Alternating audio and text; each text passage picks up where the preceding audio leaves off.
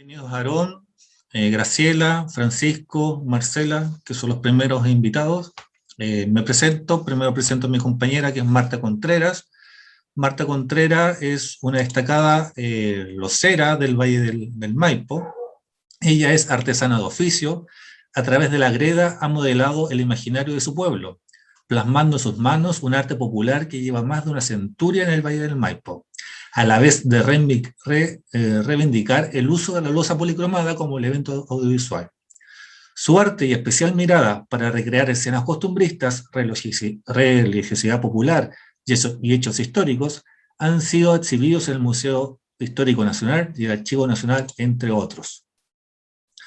Con Marta, el año pasado tuvimos la oportunidad de poder haber estrenado una serie de televisión que está basada sobre los mitos del Valle Central, del campo chileno del Valle Central y específicamente de la zona de Peñaflor.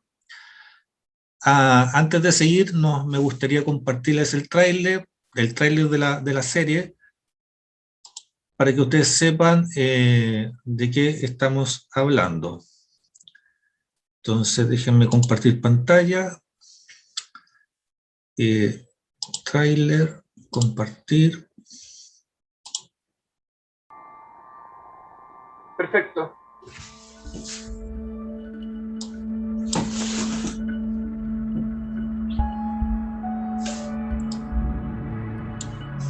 Peñaflor es un lugar repleto de historias que hablan de un mundo que ya no está, pero que en la memoria se niega a morir. Era muy rural, una vida muy de campo. Teníamos el camino que era completamente de tierra. No era muy solo, no había luz. Ahí en esos años pasaba seguido, se sentía que pasaba el Maduro siempre de a caballo. Se sentía que era él, porque se pasaba una carroza con caballo, entonces tenía que ser él. Hacían pactos para tener más riqueza. Siempre han dicho que para tener más riqueza entregaban su alma al diablo para que lo ayudaran en lo que hicieron ellos.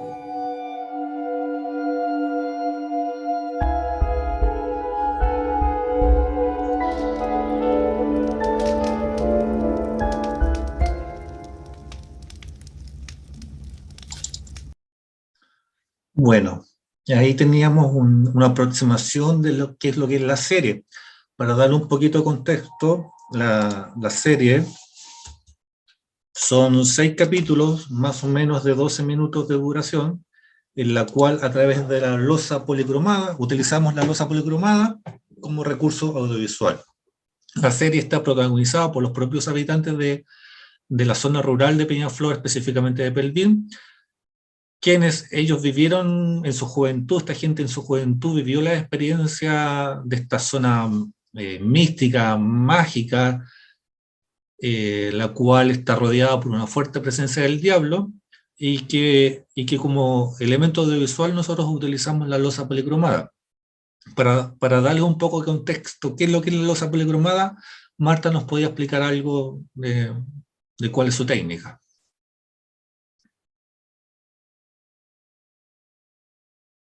Marta. Marta. Sin audio. Perdón. Buenas noches a todos. Gracias por estar acá. Bueno, lo que comentaba Claudio, la loza policromada es digamos, una artesanía centenaria muy tradicional, que en sí, digamos, lo más importante es que retrata lo que es la identidad, ¿ya? Y en este caso fue retratar todas estas historias que tenían que ver con el imaginario de esta gente de campo que se retrataron en estas figuras. Esta técnica es algo, como dije, muy tradicional, entonces hacer ese cruce entre retratar lo que yo veo y además lo que es el imaginario, como son esta figura del diablo, de la Llorona, todas estas figuras que teníamos nosotros desde niños, fue digamos, lo interesante para poder plasmar, sacar de esta tradición y llevarlo ya a un contexto también más audiovisual, que fue el desafío en este caso. Marta, según tú, ¿cuáles serían los elementos principales que conlleva los mitos y leyendas? Hablemos del campo chileno, del campo de la zona central. ¿Cuáles crees tú que son los elementos que más destacan? Bueno, dentro de la narración oral, porque hablemos de llevar, eh, digamos, de plasmar en greda, de llevar en forma audiovisual estos relatos que hemos escuchado desde el niño. O sea, hablemos de la figura del diablo, que es como la principal, es el principal, el protagonista de esta serie, que se va contextualizando, digamos, en distintos relatos, ¿ya?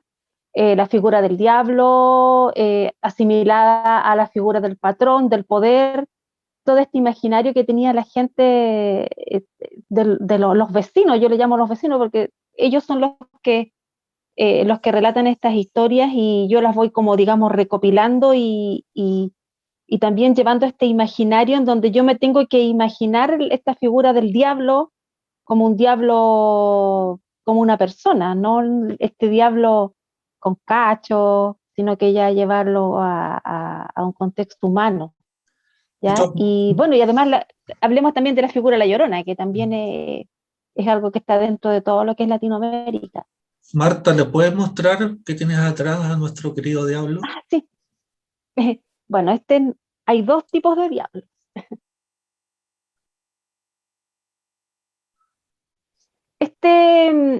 No sé si se alcanza a ver, este Sí. es el diablo, digamos, el tradicional del campo, que como dije yo, se sale de esa figura de cachos, de cola, que bueno, todo lo tenemos en nuestro imaginario de niños quizás, bueno, los que tenemos más años que nos metían miedo con esto, con esa Eh, figura, pero este es un personaje, digamos, es un hombre que está con manta de Castilla, me, me- me con su sombrero deja, alón negro. me deja aportar algo que yo creo que esto es súper importante para contextualizarlo en el sentido de lo que es el Festival Santiago Horror.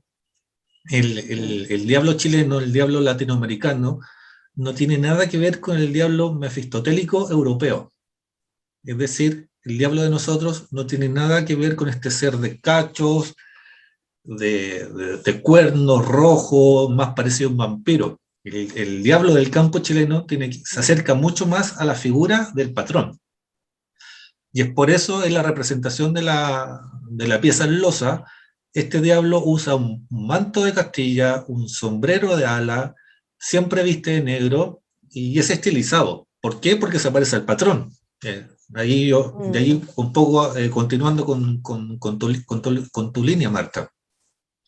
¿Por qué? Porque Sí, el imaginario de nosotros es muy distinto. ¿Iba a decir algo? exacto, exacto. Sí, sí, no, y reforzar lo que tú estás diciendo, porque siempre digamos, esta figura del diablo no es un diablo feo. De hecho, había que hacerlo guapo, porque una de las leyendas es, él seduce a una chiquilla, ya, entonces había que hacerlo guapo. Y bueno, y tenemos este otro diablo que, o sea, no es el diablo, sino que digamos que este es otro personaje que también se asimilaba por el tema de la leyenda a esta imagen diabólica, pero ya este es la ambición, este es la raíz Gandarillas, que es el hacendado que es el que hace el pacto con el diablo, ¿ya? Pero el diablo, digamos que aquí están los dos personajes principales de todos estos cuentos, de todos estos relatos, más que de cuentos. Claro, específicamente el diablo de Peñaflor, el diablo de Talagante, nace porque el diablo nace previamente porque Patricio Larraín Gandarilla, que si lo puedes mostrar, Marta, fue un hacendado que entre 1883 al 1900 construyó el canal de Mayarauco, una obra titánica de 40 kilómetros de largo que le saca un brazo al río Mapocho e incluso atraviesa la cordillera de Mayarauco por alrededor de 4 kilómetros. La gracia que tiene este canal es que convierte un valle de Rulo en uno de los valles que hasta el día de hoy es uno de los más productivos, que es valga la redundancia, que es el Valle de Mayarauco, que apunta más hacia Melipilla, ese sector. Para Exacto. construir esta obra babilónica, estamos hablando del 1880, Estamos hablando de 40 kilómetros de largo. La leyenda dice que este caballero, Patricio Larraín Gandarilla, habría hecho un pacto con el diablo. Y una vez que el canal estuvo operativo, funcionando, y las riquezas de este caballero empezaron a florecer, el diablo se le habría presentado para cobrarle cobrarle el contrato. Y el patrón, como son los patrones en Chile, tan fuerte, tan decidido, expulsó al diablo de sus tierras, negando lo que había sido el pacto. Y esto habría hecho que el diablo, asustado, hubiese salido corriendo a un camino. Y el camino que hasta el día de hoy es reconocido por el nombre del Camino del Diablo. Hoy, puede decirle hasta el día de hoy, si ustedes van a Peñaflor o Talagante y preguntan por Avenida Peñaflor, lo más probable es que nadie les conteste. Pero si preguntan dónde está el Camino del Diablo, les aseguro que todas las personas les van a indicar dónde está. Sí. Estamos hablando... sí. No, te iba a comentar que el Camino del Diablo de hecho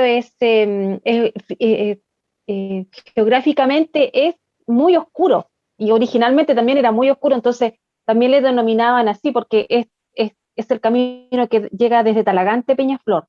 Y además que acuérdate que está todo este tema del Cerro de la Virgen, que está estas contras que ponían los lugareños, la cruz de fierro que pusieron en esta esquina. Para que nos es algo entiendan que un se va poquito más, repitiendo en todo el campo. tenemos una avenida que se llama Camino del Diablo, y rodeando esta avenida, este camino, está rodeado de un montón de contras. Una cruz de hierro para impedir que el diablo pasara de un pueblo al otro. Un cerro en el cual la cúspide tiene una virgen para impedir que el diablo entrara hacia el pueblo. Por ahí hay un gomero de alrededor de ¿cuántos? 10 metros, estos gomeros medios brasileños, un gomero de aspecto bastante siniestro, que se dice que ahí estaba la guarida del diablo.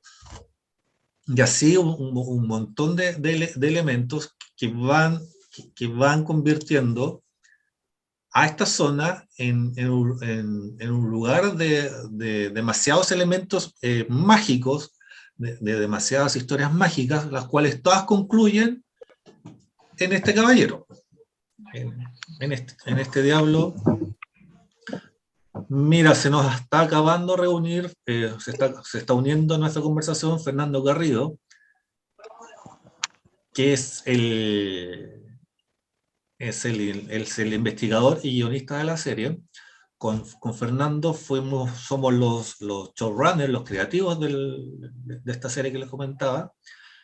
Y Fernando en su imaginario tiene mucho más historias y relatos que aportar a lo que nosotros estamos comentando.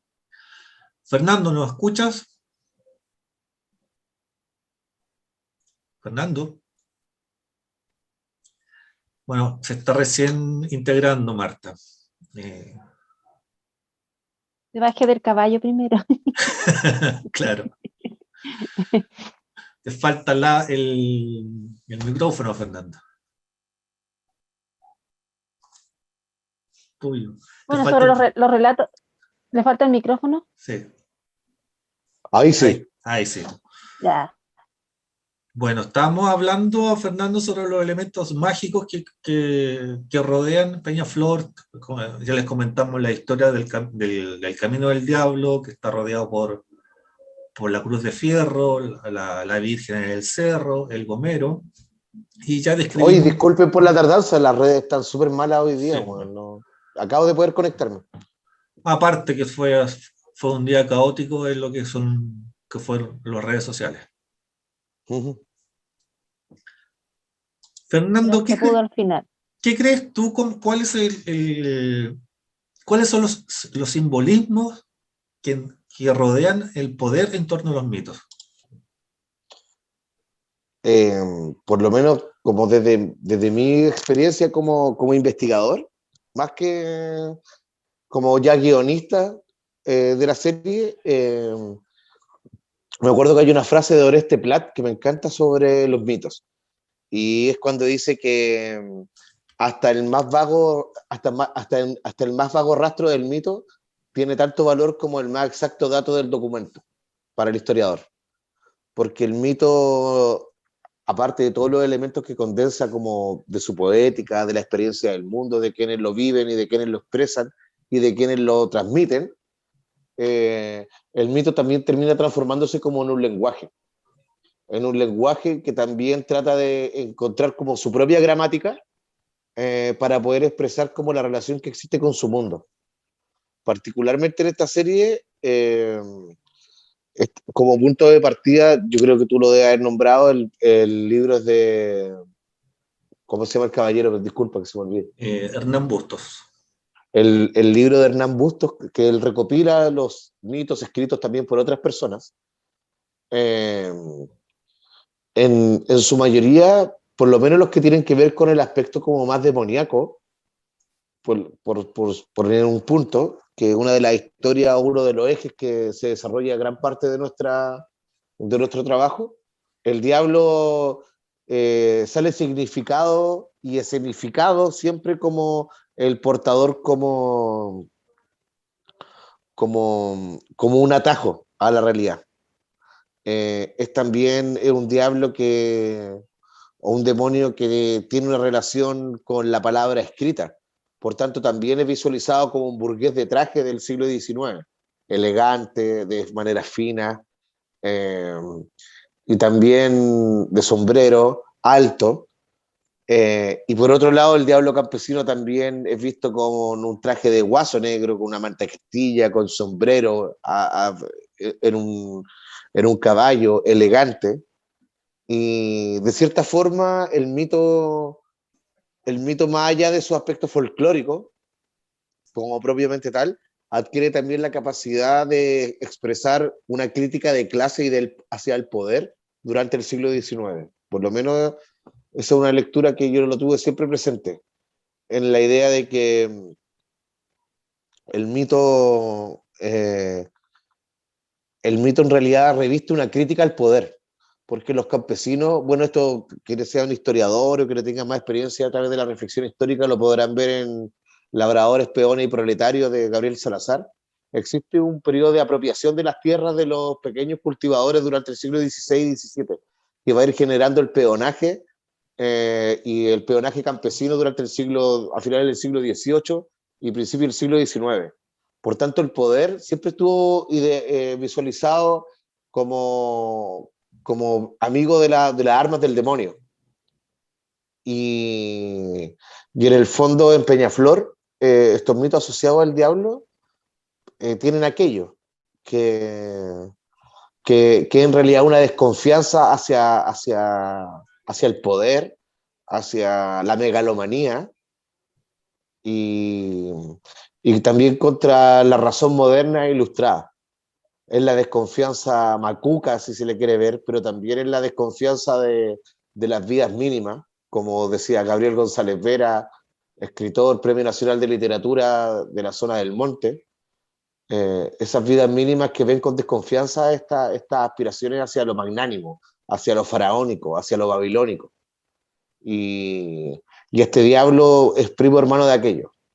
Claro, y también en una clave más pequeña, eso es entendible en otros mitos como son mitos que hablan sobre el sometimiento sexual, hay mitos que hablan sobre la aproximación a la pérdida del dinero una vez trabajado. Yo creo que de los mitos analizados tienen mucho de eso, de crítica al poder, de una visualización desde una inocencia hacia un mundo que se vuelve cada vez más complejo, enrevesado y que nos escatima en usar todas las artimañas posibles para hacerse del poder al cual aspira. Ay, claro, qué mejor explicación o punto de vista nos ha dado Fernando que para entender quién qué cosa y cómo es el diablo en el campo chileno. Otro de los mitos que a mí me gustaron mucho fue el de la India Millaray, que se mezcla en este mestizaje, en este sincretismo con la Llorona. No sé si Fernando, Marta, cómo podemos explicar cómo llegamos a esta historia y un poco cómo esta historia refleja lo que es nuestra realidad. No sé. Bueno, por lo menos para permitirle a quienes estén viendo esto, explicarle un poco este mito. Este mito probablemente no tenga un anclaje antropológicamente fiable.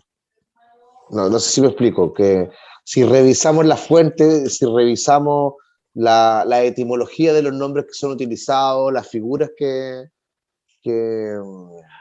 lo definen, las coordenadas que lo definen, vamos a encontrar un mito que es probablemente muy chilenizado, muy propio del mundo criollo,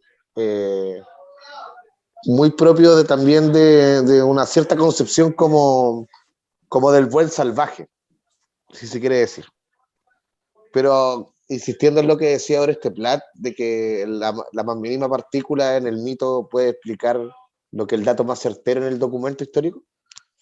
Este es un mito principalmente en el cual se asocian los nombres de los principales valles o de los principales cadenas montañosas que están en la zona, que son los hitos geográficos que definen a esta parte, que es en Peñaflor. Y el mito establece que en realidad la India Millaray habría tenido al hijo de Mayarauco, el Lonco. Ella es la India Millaray, la que está mostrando Claudio en este momento. Y desde el Cerro de la Virgen, que también es otro de los mitos que nosotros trabajamos en la serie, los indígenas habrían visto cómo se habrían encendido las primeras fogatas desde el Cerro Hualén, y habrían avistado a los primeros españoles que habrían entrado a Santiago, en la fundación de Santiago.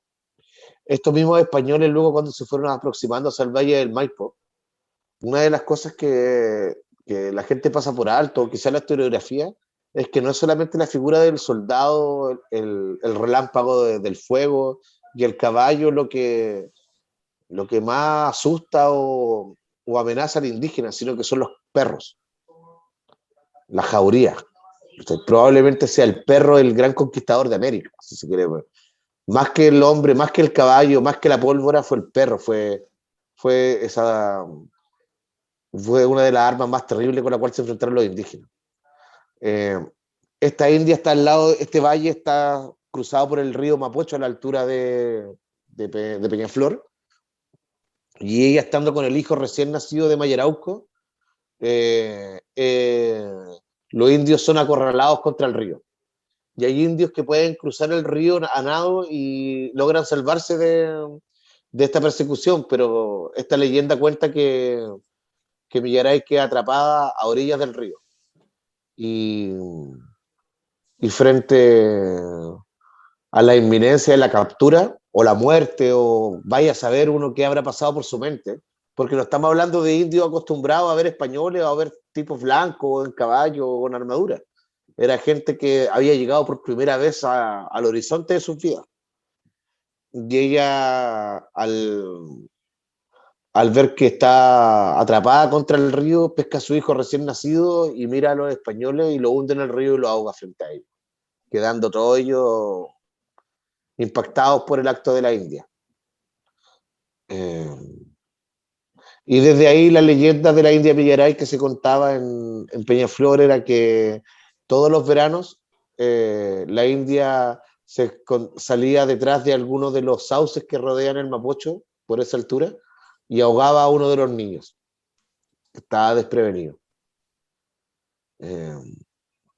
Por eso digo, este mito no tiene ninguna raigambre probablemente antropológica, pero yo creo que en su simbolismo expresa una dignidad, ahora que tanto apelamos a la dignidad, pero expresa más que una dignidad, expresa la potencia de alguien que ahoga a su hijo frente a sus captores es como un mensaje diciendo que es preferible la muerte al sometimiento. Es preferible la extinción al verse subyugado, al verse humillado. Y yo creo que ese mito condensa mucho de eso. Para mí, por lo menos, eso fue lo que me impactó al leerlo. Más allá de sus errores de referencia, de sus invenciones de nombre, era esa partícula. Yo creo que eso es lo que lo hacía potente. Pero Porque también es un mensaje como potente, no sé, eso podría decir. iba a decir, porque la particularidad de este mito, que a través de los años es uno que sufre una gran transformación. Sí. En la medida que la hacienda avanza y cerote que habla de todos los latinos de Hueputi sin nosotros no saben nada porque parece que entró alguien con mucho entusiasmo. Te decía que... Hay alguien que tiene mucho que decir, al parecer. Claro. Te decía que este mito varió bastante en la medida que la hacienda se instaló y fue creciendo en el valle. Y el mismo mundo mapuche fue siendo relegado a un segundo o tercer plano. Sí, sí, lo que pasa es que también esa zona particularmente pues está el otro mito que no aparece en la serie, pero que también nosotros hemos investigado, que es el mito del Niño Dios de Mayoco. No hay que olvidar que la iglesia del Niño Dios de Mayoco y toda esa zona es probablemente desde comienzos de lo que entendemos como lo que hoy es Chile. Probablemente mucho de la mitología cristiana, mucha de la mitología campesina, muchos de los primeros rasgos de lo que podemos entender como un Chile como culturalmente definido es de esa zona. Entonces la transformación de la mitología y el olvido del patrimonio indígena no es menor. Es algo que hemos investigado y probablemente sea tan o más campesina que el Maule. No sé, por poner un ejemplo, que uno siempre tiene la idea de que el Maule o la zona del Valle Central es la zona como particularmente la que condensaría como la raíz más vernácula de los chilenos, o eso es lo que nos hizo entender la dictadura y en su proyecto histórico de identidad nacional, pero en realidad la zona del Maipo y todo ese valle es lo que condensa las primeras la primera aproximación entre el mundo criollo, podríamos decir. Esta condensación entre lo español y lo mapuche, y ni siquiera tanto lo mapuche, porque otros investigadores no han hablado en esa zona. Más que mapuche, está muy presente lo que es la cultura promaucay.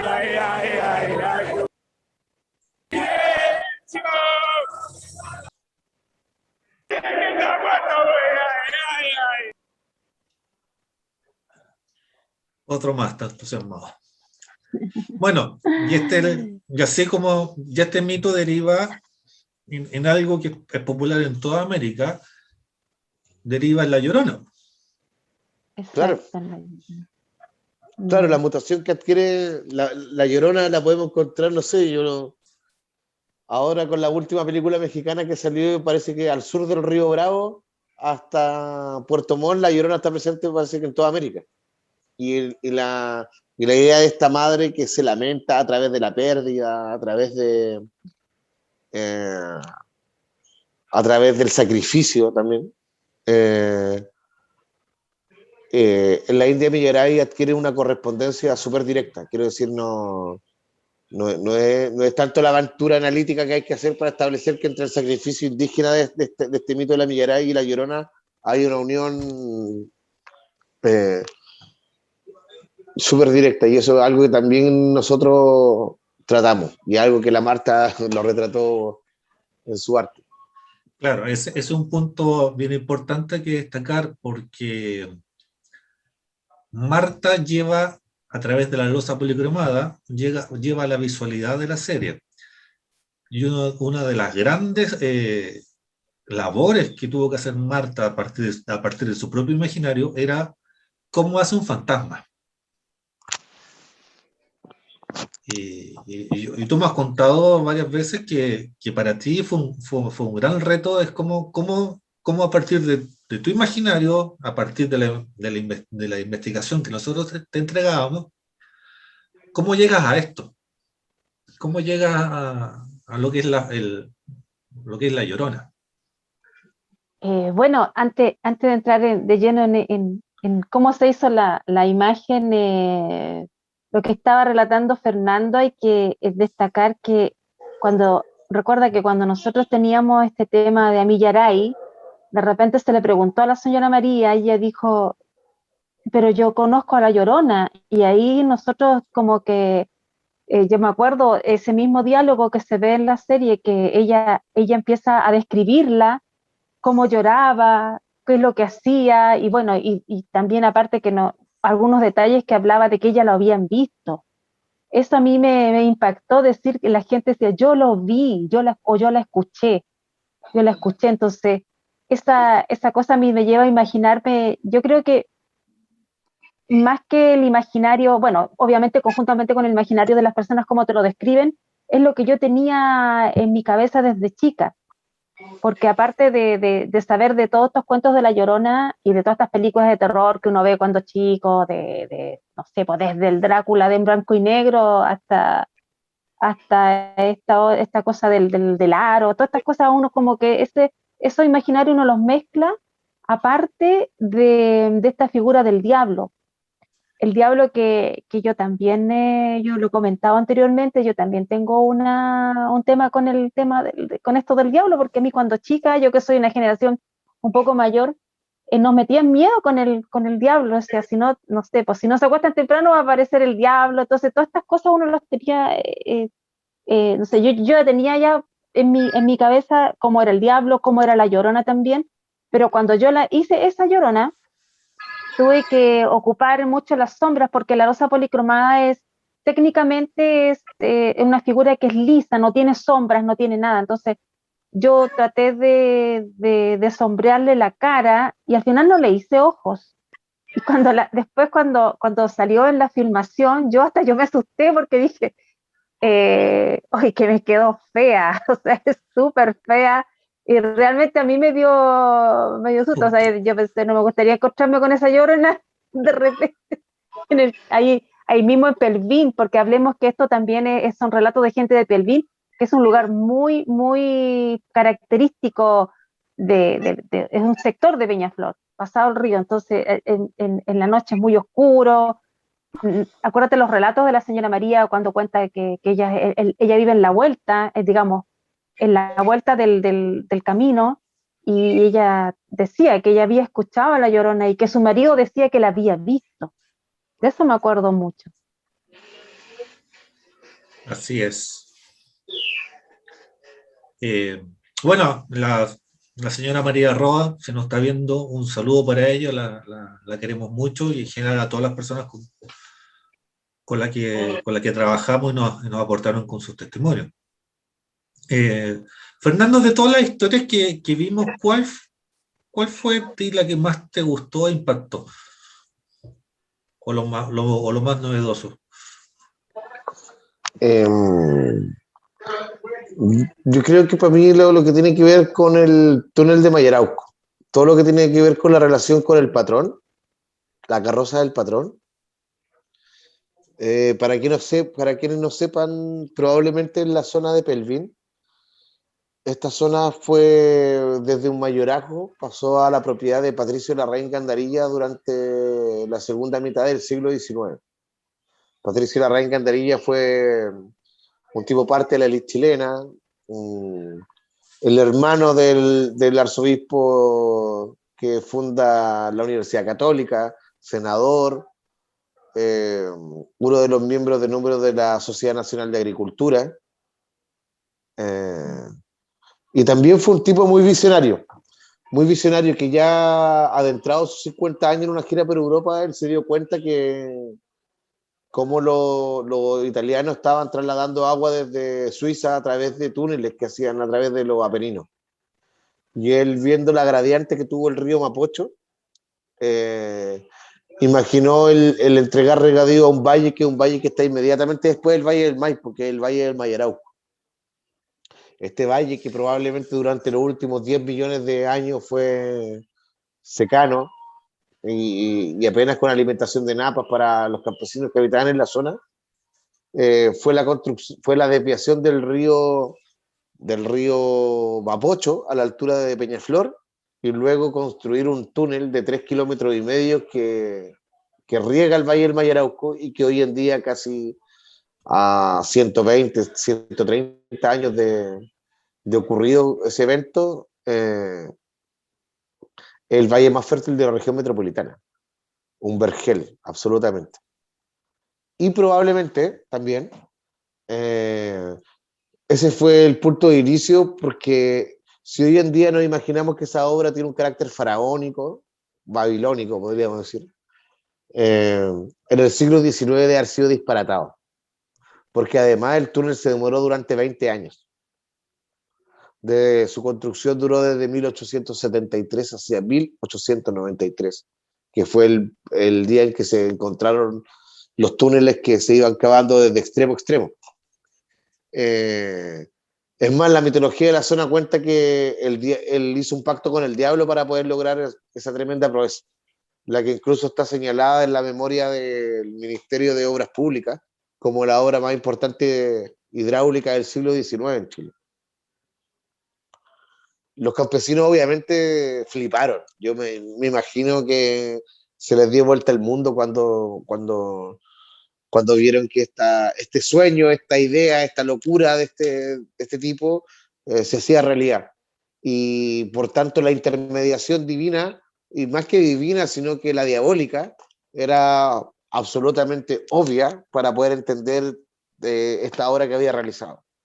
Y es más, se dijo que el diablo lo fue a visitar el día luego de que hubiese construido el túnel, porque le iba a cobrar la parte. Y se cuenta que la soberbia del patrón era tal que incluso mandó a la cresta al diablo. Y otros dicen que y la asociación del patrón con el diablo se transformó en una. Entonces, este tremendo poder también yo me imagino que era utilizado por el mismo patrón, porque, bueno, Maquiavelo no es el que decía que es preferible a que te teman a que te respeten. Y entonces esta misma mitología asociada a él le servía también para mantener un dominio ya no solamente a nivel de lo fáctico, sino que también a través de lo simbólico y de lo mágico. Y entonces el pasearse con su carroza, la gente veía cómo su casa se incendiaba y luego iban en la mañana a la gran casona patronal y la casona estaba intacta. El árbol que también señalaba el lugar donde estaba la gran casona también era objeto de veneración y de temor por parte de los campesinos. Y eso probablemente sea la historia que más me interesó, probablemente porque une tanto como historia fáctica chilena también con una enorme potencia y poder simbólico que creció sobre sus súbditos. Porque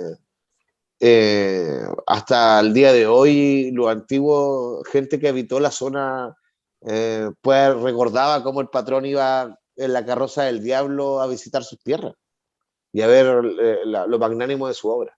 Yo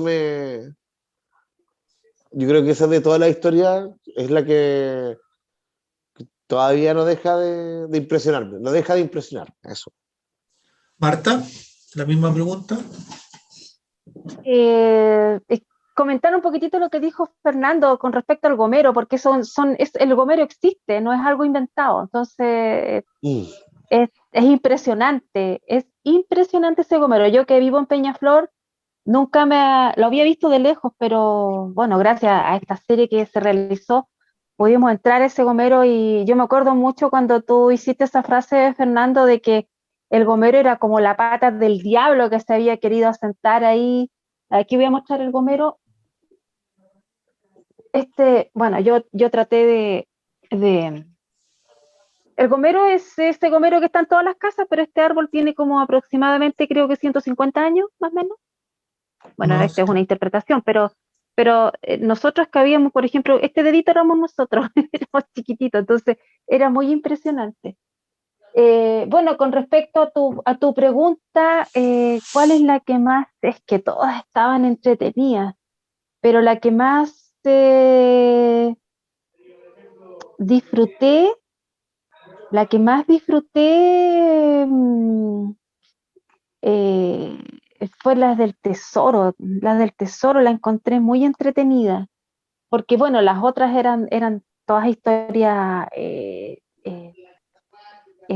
sacadas de este tema misterioso, de la figura del diablo, pero eso era algo que ya a mí yo lo tenía, yo el tema del diablo lo tengo tan arraigado a lo que es como lo comenté, a lo que es mi infancia, que creo que el del tesoro lo encontré, a pesar de que también habla de cosas misteriosas, porque habla del fantasma de un perrito, de este tesoro que encontraban, que buscaban las personas, y además que grabar este relato fue súper entretenido. También el interactuar con los niños que aparecen en ese capítulo, fue súper interesante porque también fue no inculcarle a ellos, sino que también contarles a ellos que también protagonicen este tipo de historias y que también lleve a la investigación de por qué surgen los mitos y las leyendas. Eso también lo encuentro súper interesante porque todo, bueno, como lo dije delante, yo soy de una generación más antigua. Mis hijas son grandes, mis hijas no crecieron con los relatos que yo crecí, y digamos, ese relato, además que también tener a los chicos buscando el tesoro, es como una especie de misterio, es como buscar algo que tú lo has buscado, hablemos así como la flor de los 7 colores, a lo mejor es una comparación un poco ridícula, pero buscando tantas cosas que las tenían ahí mismo. Entonces, esa similitud lo encontré muy motivador. Además que este tema del misterio, que siempre se pone este tema de que, digamos, esta historia es que era que los chicos empezaban a buscar este tesoro que habían enterrado 12 soldados talaveras, los españoles, durante la Reconquista, enterraron un tesoro en lo que es el Trapiche ahora en Peñaflor, que es un sector que está entre los ríos. Entonces siempre se supo que ahí había un entierro, como en muchas partes de Chile. Estos chicos empiezan a buscar este tesoro y bueno, en lo que aparece en el relato del libro de Hernán Busto, dice que donde aparecía donde se supone que estaba enterrado el tesoro, estos tipos empezaron digamos, estos 2 soldados en ese tiempo estaban enterrando el tesoro y había un niño mirándolos, y este niño lo sorprendieron, y él se asusta y pone una cara de terror, que eso también fue lo que yo tuve que realizar en esta figura. Y bueno, y tenía un perrito, y a este perrito lo mataron, y este perrito es el que pena en el lugar. También son estas historias así como fantasmagóricas, pero ya con un sentido así quizás un poco más que un tema de miedo, de susto, es como la inocencia, así lo encontré yo, y bueno, asimilado también a los niños. Me gustó mucho esa historia. Bueno, obviamente me gustó también el tema que dijo Fernando, pero más que, aquí voy a dar algo un poquitito, un gustito que me di cuando yo hice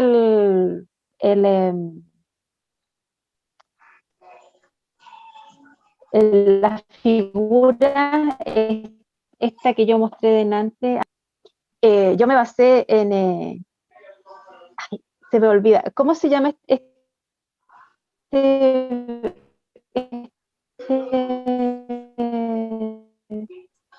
Vincent Price?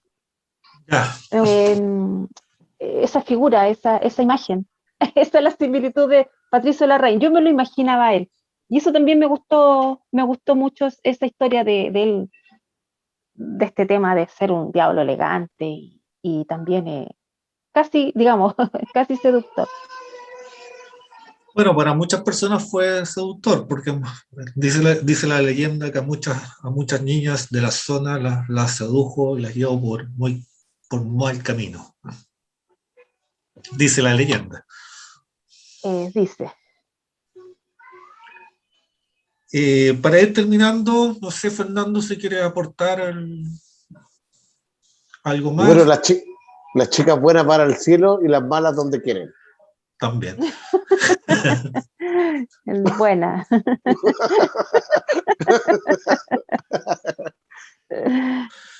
Bueno, contarle a nuestros amigos que nos están escuchando que la serie de televisión son 6 capítulos de más o menos 12 minutos cada uno. El capítulo del tesoro que Marta le estaba hablando es protagonizado especialmente por 2 niños, Danco Contreras y Nicolás Soto. Ese capítulo en especial ha estado en 3 festivales de cine internacionales, ya sea en los países de Bolivia, Colombia y México. La serie como tal se ha dado en nuestro canal Media Partner, el canal 2 de San Antonio. Se está dando por el canal de la Universidad de Santiago, que es una señal digital, y también se está dando en el cable por la señal ARTV, y ahora por Santiago Rap. Michelle, Gustavo, estamos terminando, no sé si ustedes quieren decir algo. Oye, en nombre del festival, muchas gracias Claudio, Marta y Feña. Buenos lentes, Feña, gracias. Fernando parece que está en el Caribe. Sí, envidiable. Es que estamos aquí es que yo estoy aquí desde el puerto. Excelente, envidiable. Oye, Mucho sol allá. Sí, no, o sea, viene con la guayabera oficial. Sí. Muchas gracias y buen dato, el del árbol, algo que está muy cerca de nosotros, pero no sabíamos, y gracias a ustedes, por lo menos hoy día lo descubrimos. Y un montón de otros datos más que nos entregaron, así que muy felices, esta es su casa. Muchas gracias a los asistentes también que han permanecido. El festival está transcurriendo a través de la plataforma Onda Media, y lo pueden ver, hay muy buena parrilla de películas este año, así que los invitamos. Y también nos queda una semana de conversatorio, y muchas gracias a ustedes nuevamente, Claudio y tu crew, por estar presentes. Gracias a ustedes por este espacio. Muchas gracias. Gracias.